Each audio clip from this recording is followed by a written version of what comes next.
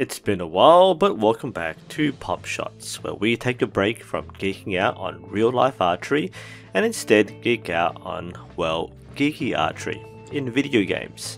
It's only appropriate that we take a look at one of the best games ever made, Red Dead Redemption 2. Red Dead Redemption 2 is a monster of a game, both in its record-breaking development cost, its popularity over the past few years, first on console, then on the more recent PC release, and of course the in-game world. Set at the end of the 19th century in the gunslinging West, players are immersed in undisputably the most detailed open-world game made in this setting. Archery has a very minor role in the game, though what we do get is immensely satisfying. The game is famous for its attention to detail, and there are dozens of videos that dig into the real-world counterparts and histories of the game's minutiae, so it's only right that we take a small dive into the archery side too, as small as it is in the game.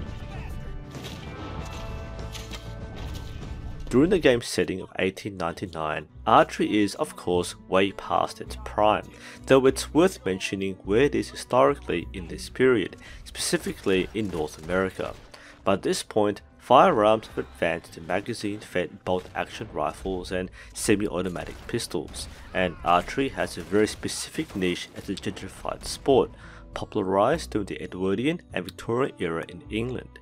It is in the 19th century that we actually see some of the most influential writings on the sport, such as Horace A. Ford's Archery, Its Theory and Practice, and Maurice and Will Thompson's How to Train in Archery, focusing more so on the target sport in England, which would be the immediate predecessor to the modern sport of archery seen today. While the European settlers in America imported the English heritage of archery, the Native Americans have been using their own bows for millennia, and this would strongly influence the development of archery technique and equipment in the early United States. In 1893, Otis T. Mason published his book North American Bows, Arrows and Quivers. The most notable research into North American archery is documented by Dr. Saxton Pope in the 1920s. Specifically, it was the discovery of Ishi, the last survivor of the Yana in California, that formed the foundation of documented knowledge on native bow hunting techniques. Ishi would later pass away from tuberculosis, a fate that is unironically tied to the plot of Red Dead Redemption 2.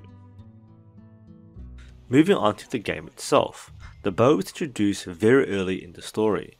Charles Smith, a half-native member of the Vanderlyn gang, hands a bow to Arthur Morgan and gives him instruction on its use, sound advice to any archer in the real world. Our introduction to hunting is more or less the primary use of the bow in the game. There's a lot of hunting, especially if you're going after animal pelts and legendary animals. The bow is the most versatile weapon, as it can bring down small game and large animals with the right arrow choice, and a varmint rifle for everything in between. Arguably, it's more effective to use guns for hunting, but there's a strong element of purism when hunting with the bow, whether it's tracking an animal on foot or chasing after animals on horseback. Speaking of arrow types, the game allows the player to craft several variations with the right materials. The improved arrow has better range and penetration, but mostly functions as an equivalent to rifle caliber rounds to bring down huge animals like elk and bears. I particularly like the small game arrows, which involves putting a shotgun casing on the arrow, effectively making a blunt point that is used to knock out small birds and squirrels. Blunt points are actually used in real life for this purpose, as a plain arrow tip will go right through the animal without killing it ethically. Then there are poison arrows, crafted with oleander, a plant that is known to cause nausea, abdominal pain, and irregular heart rhythm. These poison arrows are most useful for hunting large animals and especially legendary animals, as they will collapse after a short delay, making for an easy, guaranteed hunt. Then there are incendiary arrows made with animal fat and dynamite arrows, which, well, I can't really testify to its plausibility. They are fun to use, though personally I found little practical use for them, unless your playstyle involves excessive explosions. In general though, I didn't actually use the bow that much. The game strongly favours guns, for obvious reasons. Bows are slower, though with Deadeye it can be very easy to lose very satisfying headshots. It is classified as a stealth weapon, but unfortunately, and actually realistically, bringing down an enemy with a bow will normally alert nearby enemies, so things will go loud very quickly anyway.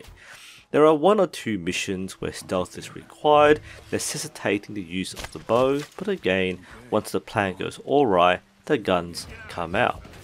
And frankly, I'm fine with that. The gameplay is very smooth and intuitive, and while every weapon has its nuanced differences, you can play the game any way you want. Some people might want to use the bow as a challenge weapon.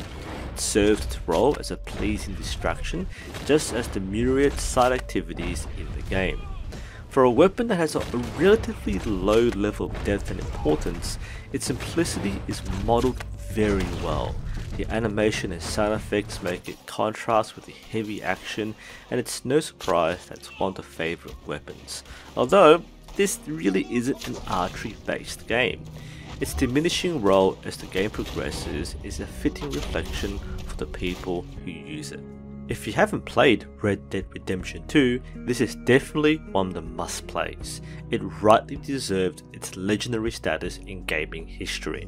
What are your thoughts on Red Dead Redemption 2, and what other games should we look at? Post your thoughts below.